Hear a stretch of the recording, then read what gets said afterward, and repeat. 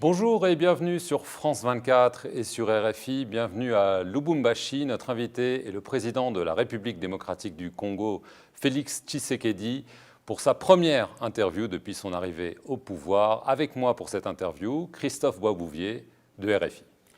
Monsieur le Président, bonjour. Bonjour, Monsieur Boisbouvier. Monsieur le Président, vous allez fêter le 30 juin, l'anniversaire de l'indépendance. Dans l'Ituri, dans le nord-est, c'est une région où il y a eu de nombreux massacres, y compris très récemment. Plus de 160 personnes auraient été tuées depuis le début du mois. Mais plus largement, dans l'est du pays, des dizaines de groupes armés sèment le trouble depuis des années. Alors au-delà du symbole d'aller là-bas pour cette date si symbolique, qu'est-ce que vous comptez faire pour éradiquer ce fléau des groupes armés ? Tout d'abord, je préfère le terme commémorer plutôt que fêter, parce qu'il n'y a pas de raison de faire la fête pendant que un certain pan de la maison brûle. Ici, il y a lieu d'aller vers ces populations de nos compatriotes qui sont en détresse pour le moment, et le but est de les réconforter, bien entendu, mais aussi de leur apporter des solutions. Et les solutions ici, je les vois à trois niveaux. Il y a d'abord le renforcement des capacités de nos forces de sécurité et de défense. Ensuite, il y a l'encouragement à avoir des dialogues intercommunautaires parce qu'il y a des causes endogènes et exogènes à ce conflit. Et puis, il y a cette diplomatie régionale que j'ai entamée depuis mon accession au pouvoir pour régler la question au niveau régional parce qu'il y a aussi des implications régionales dans ces conflits dans mon pays. Alors en avril et à nouveau ces derniers jours, l'organisation de l'État islamique en Afrique centrale a revendiqué des attaques dans la région de Béni. Est-ce que vous confirmez que Daesh opère sur le territoire congolais et est-ce que vous avez obtenu de la part des Américains, lors de votre visite à Washington, un soutien opérationnel? En tout cas, selon les renseignements en notre possession, les ADF se sont inscrites dans cette logique terroriste prônée par l'État islamique.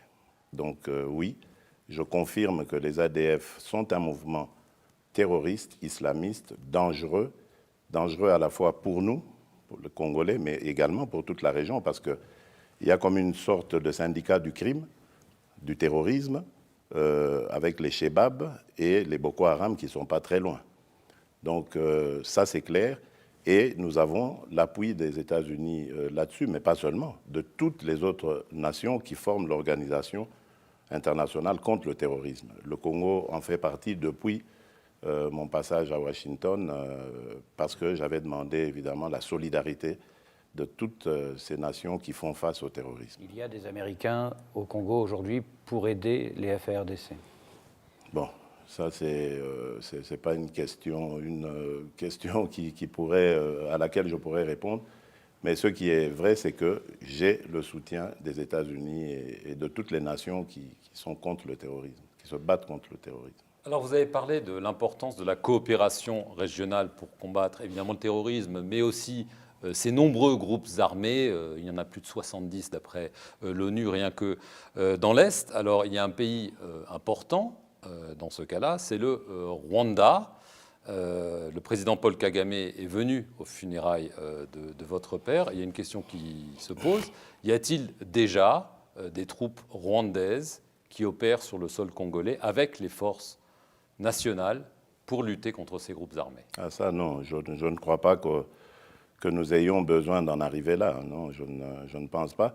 Mais en revanche, il y a une très très bonne entente, que ce soit avec le Rwanda ou avec l'Ouganda, le Burundi, bref, avec tous les voisins. Donc c'est pour ça que j'ai, dès mon accession aux affaires de l'État, entamé cette tournée régionale, ou ces tournées régionales, parce que j'en ai fait plusieurs, c'est dans le but d'établir une coopération entre ces pays et nous, pour évidemment unir nos efforts, nos intelligences, nos capacités, afin d'éradiquer tout cela. Parce qu'il y a à la fois des groupes armés locaux au Congo, mais aussi étrangers, qui menacent la sécurité de ces pays.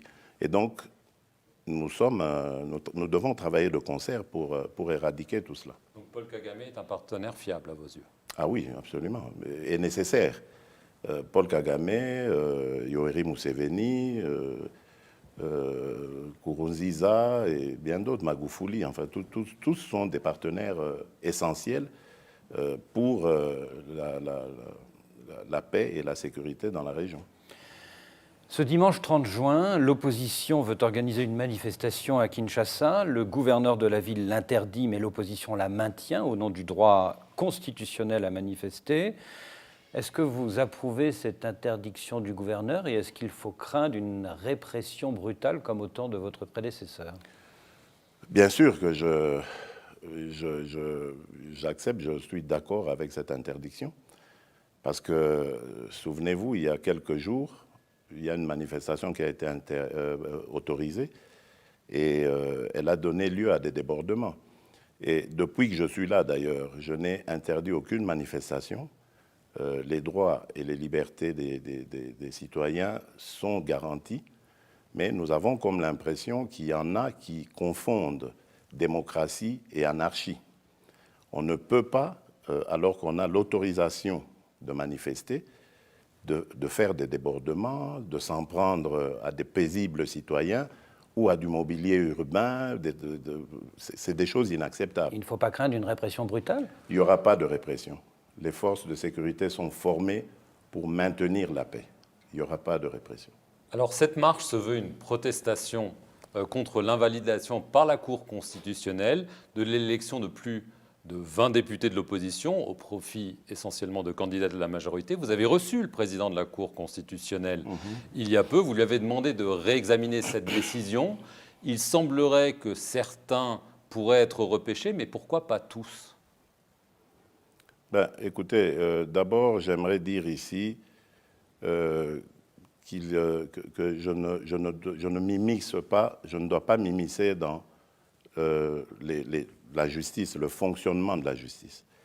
La justice doit être indépendante, elle ne doit pas subir de pression.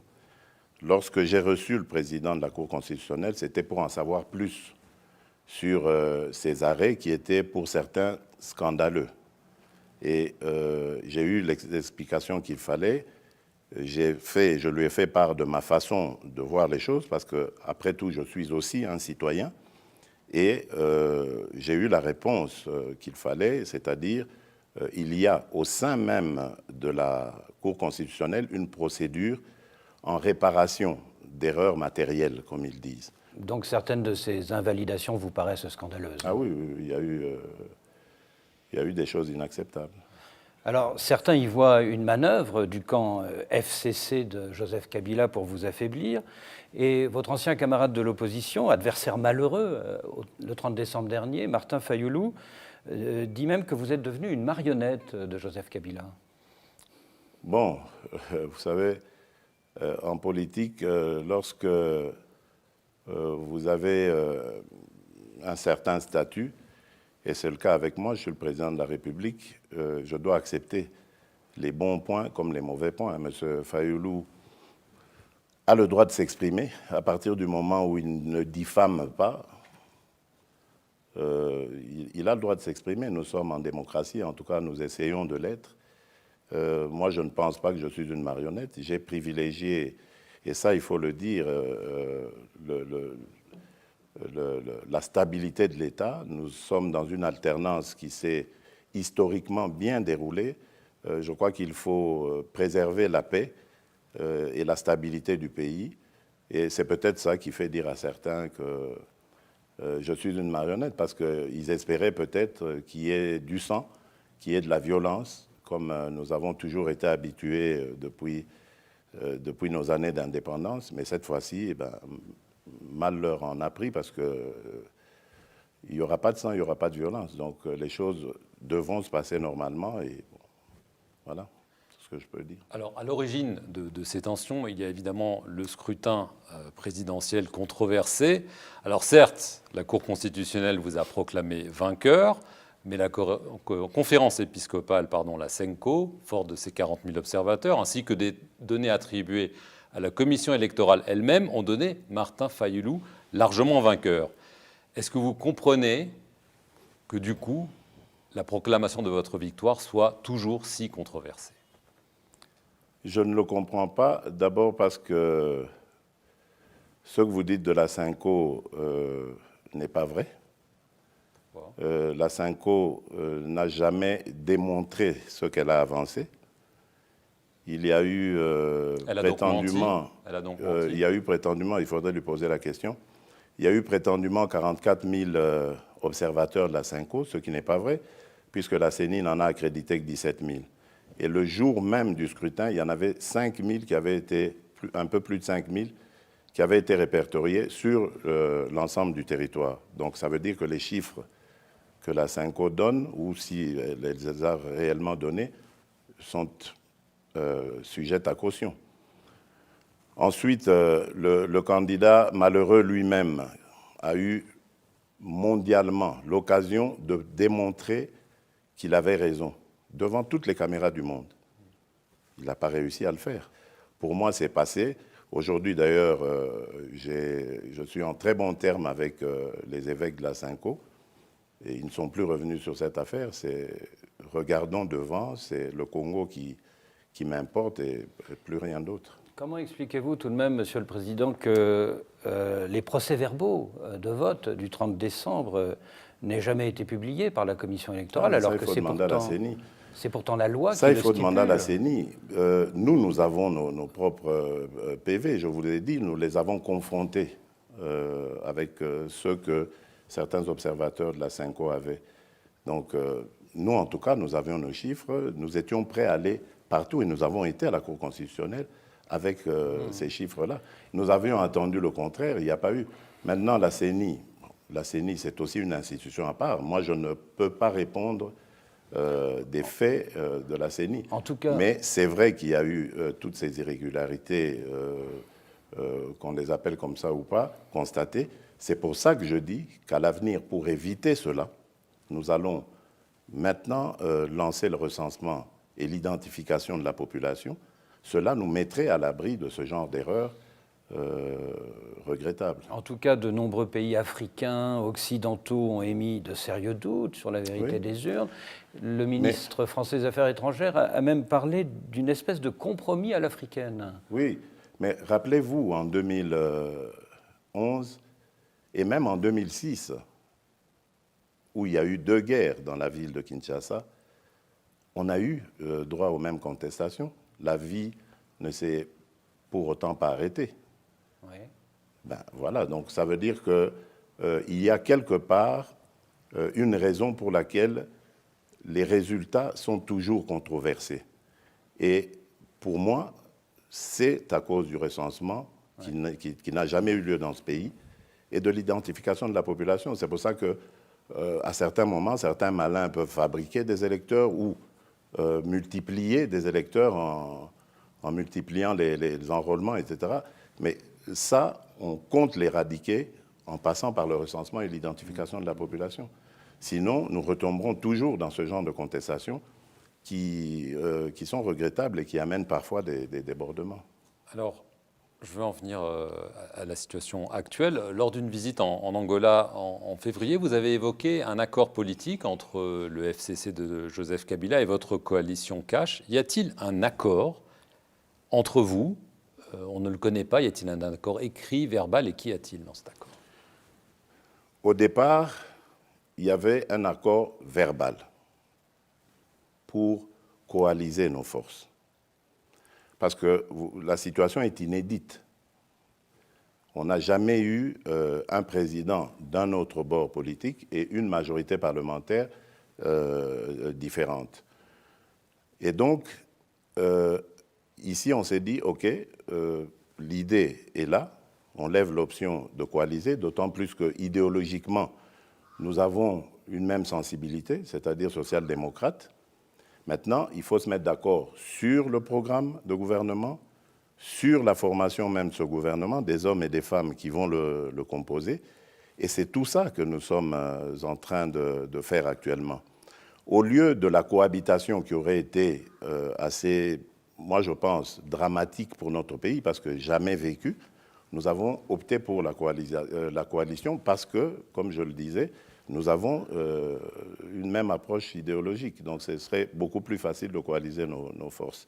Et donc c'est dans cela. Donc le reste, cette spéculation qui prétend à dire qu'il y a eu des arrangements, qu'il y a eu des deals. Oui, si deal il y a que ce deal de mettre nos forces ensemble, c'est tout.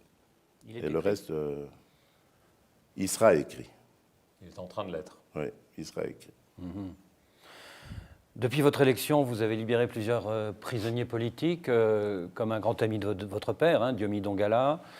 Vous avez limogé le chef de l'ANR, les services secrets. Vous avez permis le retour de Moïse Katumbi, qui, chacun sait, est l'ennemi intime de Joseph Kabila. Est-ce que ça a été difficile? Est-ce que vous avez dû être très, très persuasif avec votre prédécesseur? Non, mais nous sommes deux hommes d'État, donc on ne peut pas s'empêcher d'en parler. Mais il n'est pas là pour me faire de l'ombre. On en parle parce que d'un côté, j'ai besoin de ces expériences vécues sur certains ou dans certains domaines, et de l'autre, il a aussi besoin d'une certaine assurance aussi de ma part, au nom de la stabilité et de la continuité de l'État. Donc forcément, il faut qu'on échange. Alors, il y a quand même des sujets qui fâchent entre le camp Kabila et le vôtre, et notamment les nominations au poste clé. Pour le poste de Premier ministre, vous avez refusé plusieurs personnalités, sans doute parce qu'elles étaient trop proches de lui, avant de donner votre accord pour Sylvestre Ilunga. Pour la direction de deux grandes sociétés d'État, la Gécamine, la Société des chemins de fer, vous avez pris des ordonnances qui ont déclenché la colère du FCC de Joseph Kabila, même provoqué des affrontements entre vos partisans. Est-ce à dire que vous avez l'impression que dans son camp, certains aimeraient que vous soyez un petit peu l'équivalent de la reine d'Angleterre? Bonne question. En fait, vous devez savoir, M. Perelman, que c'est très difficile de changer certaines habitudes ancrées en certaines personnes. Mais moi, je reste serein parce que j'ai un cap que je me suis fixé. Je veux le changement mais alors radical, en mettant fin aux habitudes, aux mauvaises habitudes telles que la corruption, telles que l'impunité. Donc, et ça, je suis déterminé. Il n'y a rien qui m'empêchera de le faire. Et soyez-en sûrs, mon prédécesseur ne m'empêche pas de le faire, contrairement à ce que certains pensent. Donc voilà, il n'y a pas de souci de ce côté-là. Depuis 5 semaines, vous avez donc un Premier ministre, c'est Sylvestre Ilunga, mais vous n'avez toujours pas de gouvernement, alors qu'on va arriver à bientôt 6 mois de présidence. Quand est-ce que celui-ci sera-t-il formé? Est-ce qu'il le sera avant la fin programmée de la session extraordinaire du Parlement, c'est-à-dire avant la mi-juillet? Bon, d'abord, ce que j'aimerais dire, c'est qu'on arrête une bonne fois pour toutes de stigmatiser le Congo comme si nous étions le seul pays au monde où il y a eu plusieurs semaines sans gouvernement. Je vous rappelle que même dans des pays à tradition démocratique comme la Belgique, que je connais très bien, ou l'Allemagne par exemple, il y a eu aussi des mois et des mois sans gouvernement. Donc ça, ce n'est pas du tout un cas unique au Congo. Ensuite, je vous dirais que ce qui se passe, c'est simplement le fait, comme je vous ai dit, de certaines habitudes qui s'étaient installées et de certains réflexes que les uns et les autres ont gardés. Mais l'essentiel est d'avancer et nous avançons. Nous avançons vers le dénouement. Il y aura bientôt un gouvernement. À quel moment exactement? Je ne sais pas, parce que ces discussions, c'est vraiment poste pour poste, individu sur individu. Enfin, bon, ça avance à petits pas. Mais l'essentiel est d'aller vers l'objectif et Je suis sûr que nous atteindrons cet objectif. Mais vous savez ce que disent tous les Congolais. Le camp de Joseph Kabila réclame pour les ministres le même ratio que pour les députés, c'est-à-dire 80% des postes, alors que vous dites « je suis le président, j'en revendique la moitié ».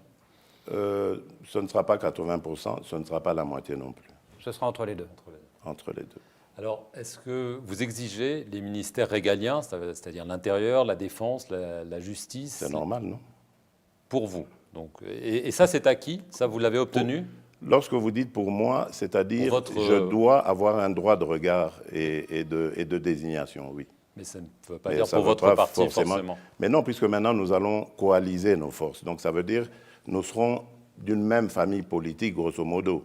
Et donc, que ce soit l'un ou l'autre, peu importe, l'essentiel étant qu'il soit choisi par le président, parce que le président de la République est le garant de la nation et de son bon fonctionnement, et donc je dois avoir des appréhensions positives sur les animateurs de ces ministères régaliens, c'est clair. Donc très brièvement, là, vous êtes mis d'accord sur la répartition des postes, mais c'est les noms qui manquent, là. Entre autres. D'accord. L'ancien secrétaire d'État américain Herman Cohen estime que votre mariage avec Joseph Kabila ne durera pas plus d'1 an. Est-ce que c'est envisageable? Est-ce que si la situation est bloquée, vous seriez prêt à dissoudre l'Assemblée l'année prochaine, comme la Constitution vous en donnera le droit? Écoutez, nous n'en sommes pas encore là et ne soyons pas les prophètes de malheur. Moi, je souhaite tout le bien possible à mon pays et ce scénario, je ne l'envisage pas du tout parce que je crois que nous sommes entre compatriotes et nous voulons, je pense encore là, le bien de nos compatriotes, de notre peuple. Et quand on est dans un état d'esprit comme celui-là, on ne pense pas à ces scénarios catastrophes. Alors, on a parlé de la situation sécuritaire tendue. La force des Nations Unies, la MONUSCO, semble souvent impuissante. Votre prédécesseur avait clairement demandé son départ. Est-ce que vous êtes du même avis? Bon, je ne sais pas s'il avait demandé son départ et dans quel... Il l'avait demandé, exigé. Maintenant, il faut voir dans quel... Vous savez, il y a eu des tensions à certains moments avec la MONUSCO. Et donc, peut-être que dans un élan, ça peut m'arriver peut-être aussi. Mais ici, pour le moment, je dis, nous avons besoin de la MONUSCO et surtout besoin dans les zones à problème. Donc, à Kinshasa, par exemple, ou ici à Lubumbashi, on n'en voit pas vraiment la nécessité. Mais par rapport à ce qui se passe à l'Est, par moment, et je vous ai dit ici, je vous ai parlé de renforcement des capacités de nos forces de sécurité et de défense, la MONUSCO est un partenaire essentiel, comme la brigade d'intervention composée de la Tanzanie, de l'Afrique du Sud et du Malawi. Donc en ce moment, nous avons besoin d'appui par rapport à nos capacités de défense et la MONUSCO est nécessaire, oui. Quand vous les voyez, vos homologues, le Rwandais Paul Kagame et l'Angolais João Lourenço, vous conseillent d'être pleinement président. Alors c'est notre dernière question. Est-ce que vous êtes pleinement président? Je suis pleinement président. Vous savez que tout le monde n'en est pas persuadé. Ce n'est pas votre dernière question. C'était une petite relance. Je suis pleinement président. Merci, Monsieur le Président, d'avoir accordé à RFI et à France 24 une interview exclusive, votre première interview depuis votre investiture du 24 janvier. Et merci à tous ceux qui nous suivent sur nos 2 antennes.